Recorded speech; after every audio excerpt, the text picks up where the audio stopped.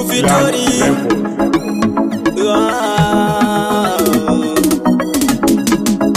Ndioweka wandindoda pasaiti pangu handidi kukushaya mupenyu wangu twega unondishingiza mazvinoma ndiwo unondisimbisa ndega ndinoshuwira parinobuda zuva richinonyura ndega wandinonamatira kuti dai mwari mamboro doruzere awa ndinoshuwira parinobuda zuva richinonyura ndega wandinonamatira kuti dai mwari mamboro doruzere mwezi wamupefumula wena watata chiziyo yami wena watata ukandipinda mudumbu muru watata dai waiziva zvondofunga ini ndakava zvimbizo zverudo dai wachengetedza kuti mafrendi pamuchato agoperekedza mudiwa wangu ndiwa unondwaraidza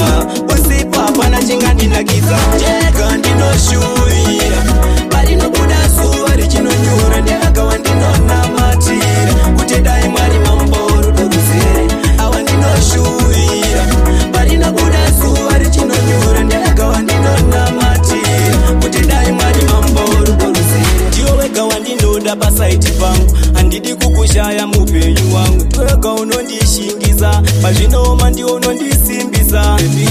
ndiwe chete karuva rangu handidi kukushaya tali wangu ukasiya unenge wandirwadzisa ukandisiya unenge wanditadzisa ndega ndinoshuwira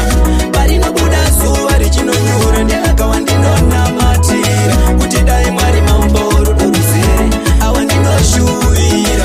parinobuda zuva richinonyura ndega wandinonamatira kuti dai mwari mamboro doruzere mwezi wangu mupefumula wena watata chiziyo yami wena watata ukandipinda mudumbu muru watata dai waiziva zvondofunga ini ndakava zvimbizo zverudo dai wachengetedza kuti mafrendi pamuchato agoperekedza mudiwa wangu ndiwa unondwaraidza